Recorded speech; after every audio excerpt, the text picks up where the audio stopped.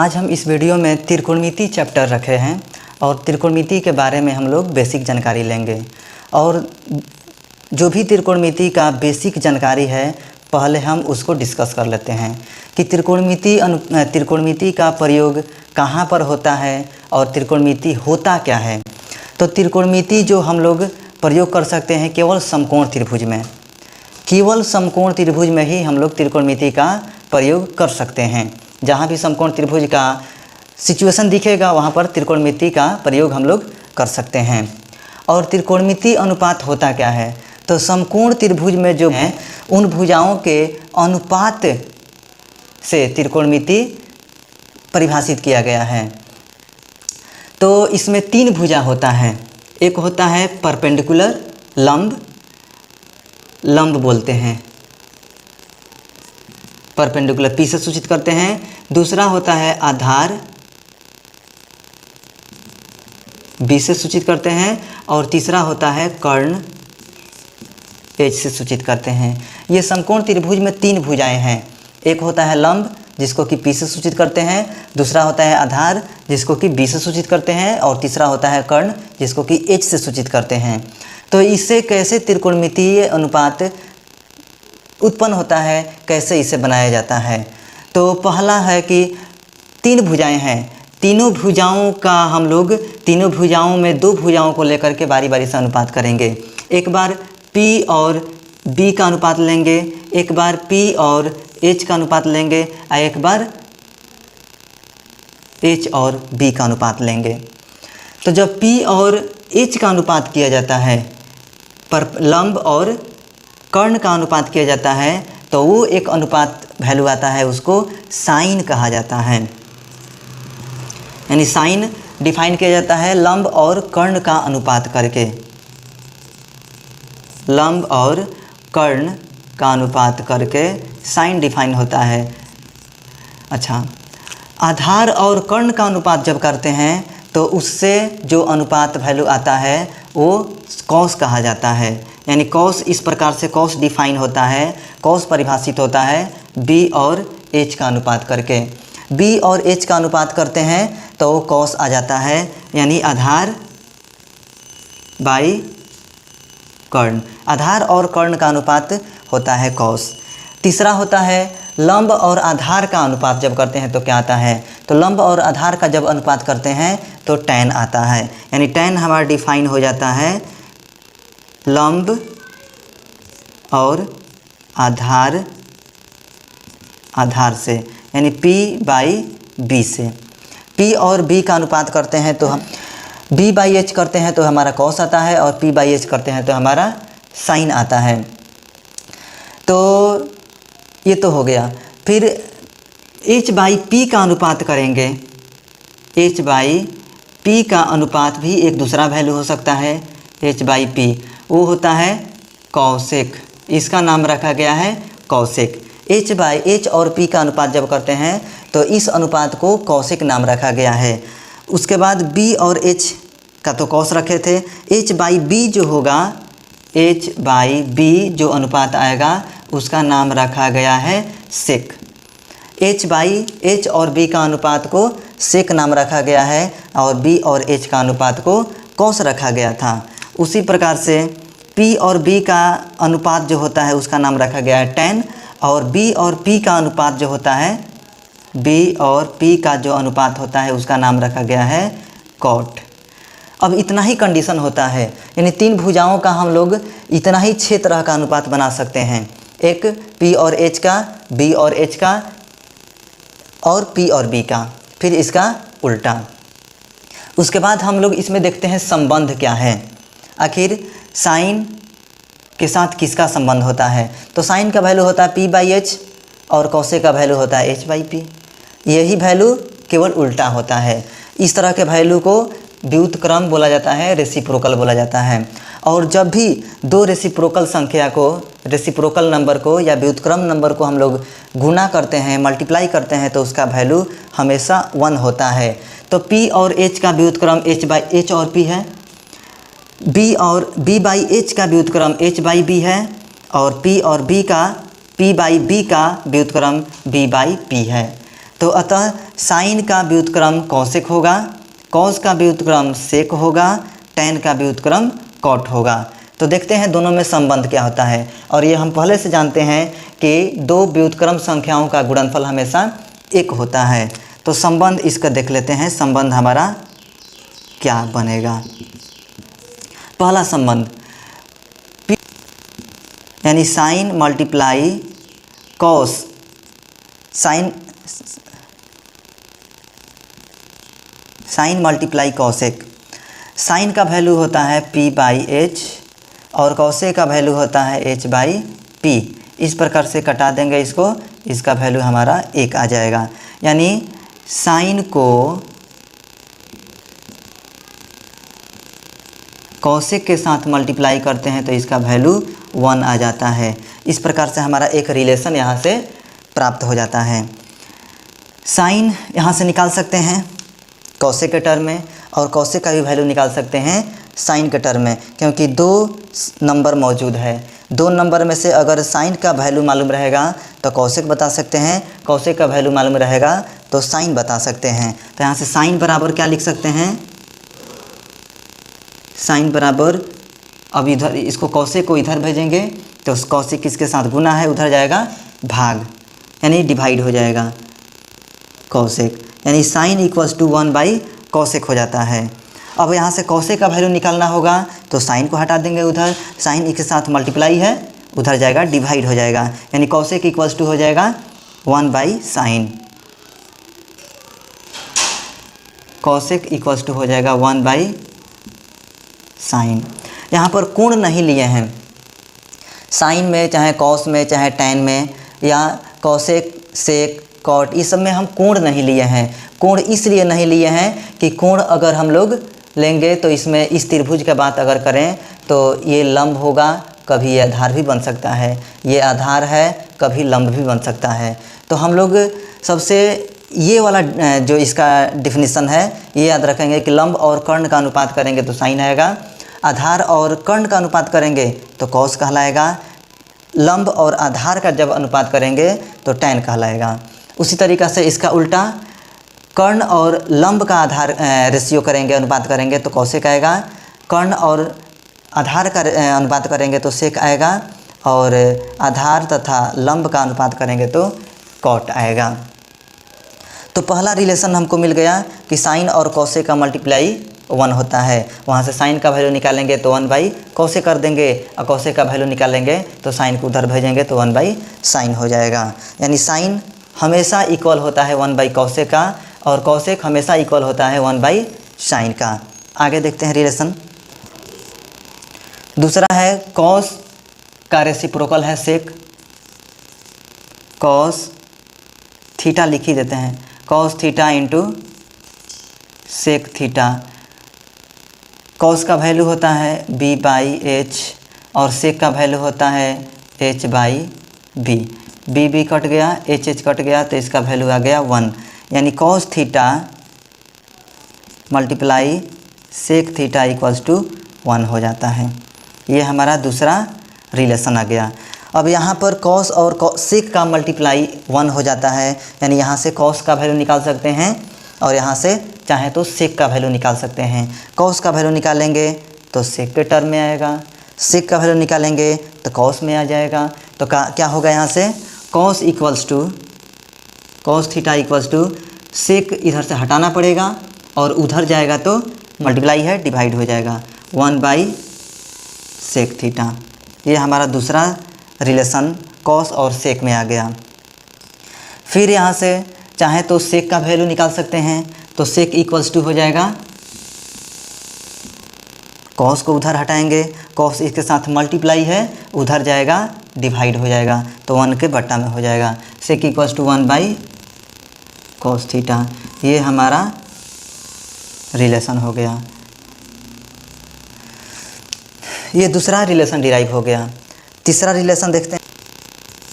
तीसरा relation tan का reciprocal दिख रहा है कॉट, क्योंकि टैन का वैल्यू p/b होता है और कॉट का वैल्यू b/p होता है, तो रेसिप्रोकल दिख रहा है। तो टैन और कॉट का मल्टीप्लाई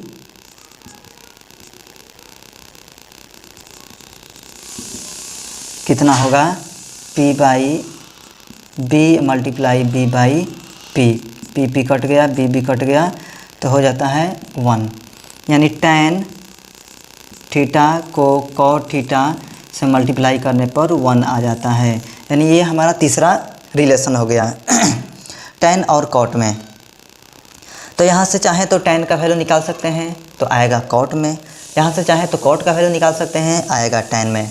तो tan बराबर क्या हो जाएगा, cot को उधर भेज देंगे, मल्टीप्लाई है डिवाइड हो जाएगा, तो tan इक्वल्स टू 1 बाई में cot थीटा, और cot का वैल्यू निकालेंगे तो tan उधर भेजना पड़ेगा, tan मल्टीप्लाई है उधर जाएगा डिवाइड में, तो हो जाएगा cot equals to 1 by tan theta.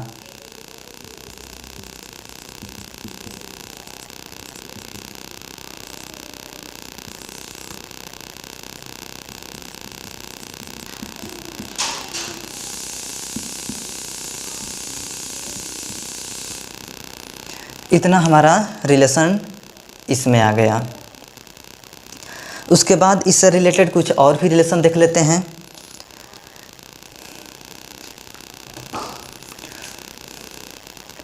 देखते हैं, जैसा कि हम लोग जानते हैं कि समकोण त्रिभुज में पाइथागोरस प्रमेय उपयोग कर सकते हैं। पाइथागोरस प्रमेय का अप्लाई हम लोग समकोण त्रिभुज में कर सकते हैं। क्या होता है कि कर्ण स्क्वायर इक्वल्स टू लंब स्क्वायर प्लस आधार स्क्वायर। पाइथागोरस प्रमेय देखते हैं।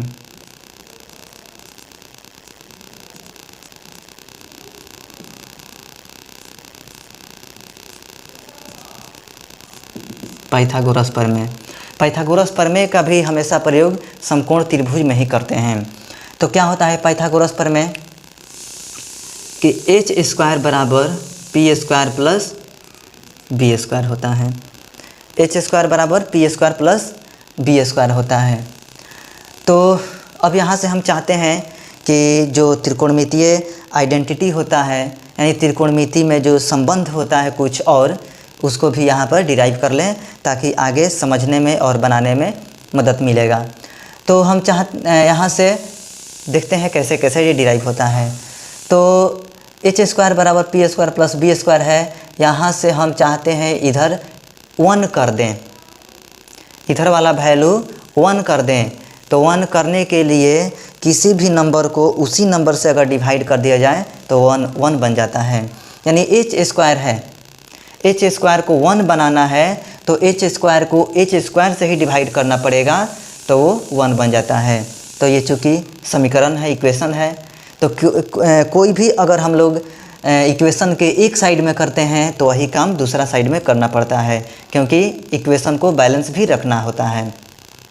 तो हम इधर 1 करना है तो एच स्क्वायर से डिवाइड करना पड़ेगा, तो एच स्क्वायर से डिवाइड करेंगे तो दोनों साइड एच स्क्वायर से डिवाइड करना पड़ेगा। तो दोनों तरफ एच स्क्वायर से भाग, तो हो जाएगा H square by h square equals to p square by h square plus b square by h square हो जाएगा। यहाँ से ये कैंसिल हो गया तो 1 हो गया, डिवाइड हो जाता है, एच स्क्वायर को एच स्क्वायर से डिवाइड करेंगे तो 1 हो जाएगा। अब ये रहा, तो यहाँ पर दोनों में स्क्वायर है, कॉमन कर लेंगे तो p बाई एच हो जाएगा, स्क्वायर लिख देंगे। और यहाँ पर दोनों में फिर स्क्वायर है तो स्क्वायर कॉमन कर लेंगे तो b बाई एच हो जाएगा, इसका स्क्वायर कर लेंगे।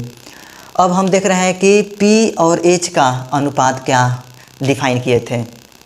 याद किया जाए जो पहले हम लोग संबंध दिखाए थे, चाहे जो बेसिक त्रिकोणमिति का अनुपात था वो याद करते हैं। तो p और h का जो अनुपात होता है वो उसको क्या बोला जाता है, b और h का अनुपात जो होता है उसको कॉस बोला जाता है। p और h का अनुपात जो होता है उसको साइन बोलते हैं, और b और h का अनुपात जो होता है उसको कॉस बोलते हैं। तो 1 इक्वल्स टू p और h का अनुपात साइन हो जाएगा, साइन थीटा, स्क्वायर है तो स्क्वायर दे देंगे, प्लस b और h का अनुपात होता है कॉस थीटा, स्क्वायर है तो स्क्वायर दे देंगे। अब ये स्क्वायर जो होता है लिखा कैसे जाता है, स्क्वायर इस तरह है, तो हम साइन थीटा का स्क्वायर है, साइन थीटा का स्क्वायर है तो इसको लिखेंगे कैसे, साइन थीटा स्क्वायर या साइन स्क्वायर थीटा। तो जो स्क्वायर होता है वो थीटा का स्क्वायर नहीं लिखा जाता है, क्योंकि ये तो एंगल है, कोण है। कोण ये बताता है कि हमारे इस कोण के तुलना में लंब और कर्ण, कोण को चेंज नहीं करना है और कोण चेंज भी नहीं होता है। अगर यहाँ पर 20 डिग्री होता तो स्क्वायर करने पर 400 डिग्री हो जाता। समकोण त्रिभुज में ऐसा कभी संभव ही नहीं है, इसलिए स्क्वायर जो दिया जाता है वो कोण पर न दे करके साइन पर दिया जाता है, क्योंकि ये साइन थीटा का वैल्यू है, इसमें थीटा वैल्यू नहीं है, साइन थीटा का वैल्यू का स्क्वायर है। तो हम क्यों ना साइन का स्क्वायर करेंगे और तब थीटा जो कहते हैं वो रखेंगे। तो यहाँ पर लिखना होता है 1 = साइन स्क्वायर थीटा हो जाएगा प्लस कॉस थीटा स्क्वायर का मतलब होता है कॉस स्क्वायर थीटा। तो यहाँ से एक रिलेशन फिर आ गया, किसमें, साइन और कॉस में। अब की बार जो रिलेशन आया है साइन और कॉस में आया है। कैसे कि साइन का स्क्वायर कर दो प्लस कॉस का स्क्वायर कर दो तो उसका वैल्यू 1 हो जाएगा। अब यहाँ से चाहें तो हम लोग साइन का वैल्यू निकाल सकते हैं, तो आएगा कॉस के टर्म में।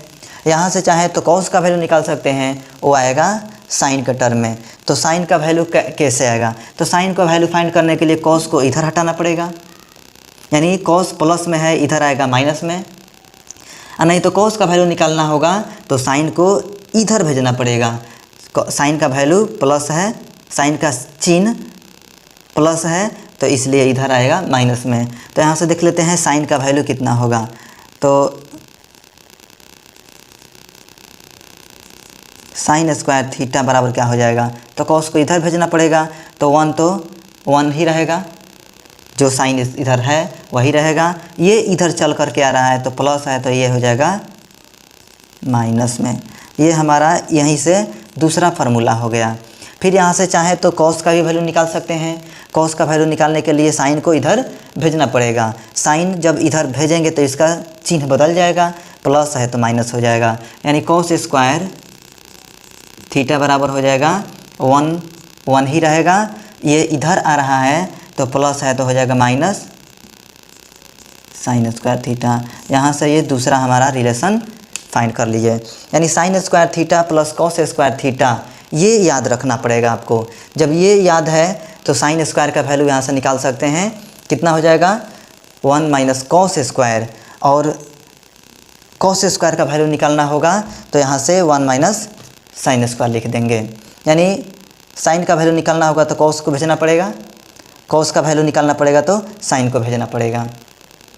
तो आप जानते हैं कि कोई भी नंबर एक साइड से दूसरे साइड में जाता है तो उसका चिन्ह बदल जाता है। अगर मल्टीप्लाई रहेगा तो डिवाइड हो जाता है, डिवाइड रहेगा तो मल्टीप्लाई हो जाता है।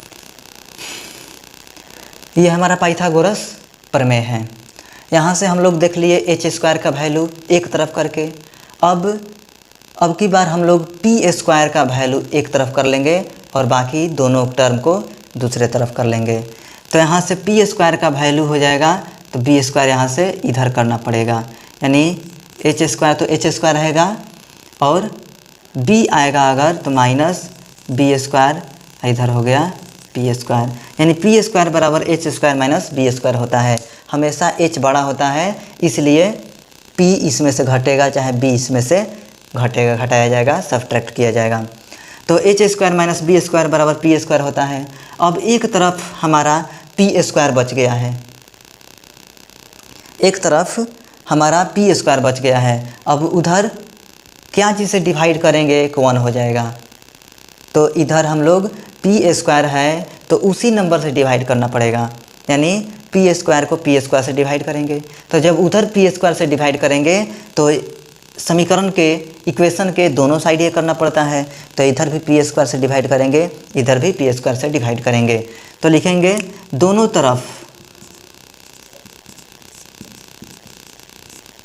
तरफ पी स्क्वायर से भाग दिया जाएगा।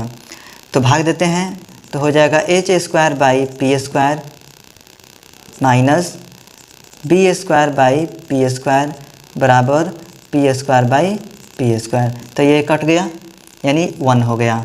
यानी H square by P square में दोनों में स्क्वायर कॉमन है, तो हम लिख लेंगे एच बाई पी का स्क्वायर माइनस बी स्क्वायर और पी स्क्वायर दोनों में स्क्वायर कॉमन है, तो हम यहाँ पर कॉमन करके और बी बाई पी कर लेंगे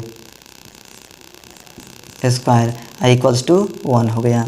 एच और पी का कौन सा वैल्यू होता है? एच और पी का जब अनुपात करते हैं तो कौन त्रिकोणमितीय अनुपात मिलता है? तो ये होता है कॉसेक थीटा, स्क्वायर है तो स्क्वायर माइनस बी और पी का अनुपात करते हैं तो कौन सा त्रिकोणमितीय अनुपात आता है? पी और बी से tan आता है तो बी और पी से कॉट आएगा, तो यहाँ पर लिख लेते हैं कॉट थीटा स्क्वायर बराबर हमारा 1 है। तो इसको लिखें कैसे? Cosec square theta minus cot square theta बराबर 1 हो गया। ये यहाँ से हमारा दूसरा रिलेशन फाइंड हो गया। ये रिलेशन है कॉसेक में और कॉट में। पहले वाला रिलेशन था साइन और कॉस में, और ये हमारा जो रिलेशन आया है कॉसेक और कॉट में। यहाँ से हम लोग कॉसेक का वैल्यू निकाल सकते हैं, कॉट के टर्म में आएगा, और कॉट का वैल्यू निकाल सकते हैं, कॉसेक में आएगा। तो निकाल कर देखते हैं कॉसेक का वैल्यू कितना हो जाएगा। तो कॉट को उधर भेजना पड़ेगा, और कॉट इधर माइनस है तो उधर प्लस हो जाएगा। तो cosec square theta equals to,